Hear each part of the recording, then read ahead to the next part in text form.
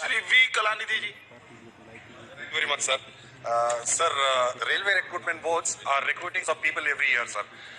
It has already been a problem in Tamil Nadu. On top of that, we are also hearing that railway recruitment boards are also going to be shut down, where the number is going to get reduced. On top of that, the shocking news that we heard is the unreserved category, the cut-off marks of the exams put up by the railway recruitment boards are open to in the public forums, sir. In the websites, we find that the unreserved categories cut-off mark is lower than the reserved categories. How is it possible? I have never understood, sir.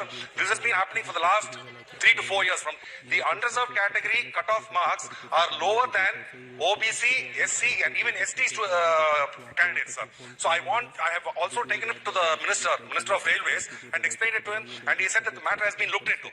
But following that, I found that it still persists that way, and I urge upon you to insist on the government to ensure that the unreserved categories jobs are not taken away, sir. Thank you very much. इसमें क्या होता है sir, बड़ी सत्ता आती है, बड़ी ताकत आती है, तो बड़े मुगालते भी आते हैं। बस इतना कहना चाहूंगा, तुमसे पहले जो एक यहाँ तक नशी था, उसको भी अपने खुदा होने पे इतना ही यकीन था।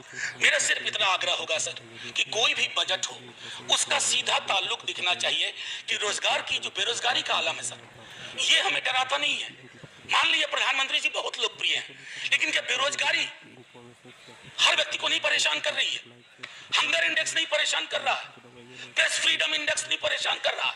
इतनी सारी चीजें अगर परेशानी में है, मान लेंगे हम भी साथ में खड़े होकर के, लेकिन इन चीजों के लिए एक प्रतिबद्ध तरीका अपनाइए। सर ये कोई खास गंभीर टिप्पणी इन्होंने नहीं की, मैं बता ही देता हूँ सर। 5 किलो राशन, उससे हमें एतराज नहीं है, लेकिन सर उस राशन को पकाने के लिए गैस सिलेंडर चाहिए, उसमें सरसों तेल डालना होता है या कोई और तेल डालना होता है। सर अगर हम आप सरसों तेल की कीमत से परेशान हैं, बिहार राज्य से आता हूं सर, हमारे उस तरफ भी कई बिहार के लोग हैं सर। बिहार के लिए पहले भी मैं कह चुका हूं सर, स्पेशल स्टेटस अगर आपके जो मानक मौजूदा है सर, उस मानकों को बदलिए।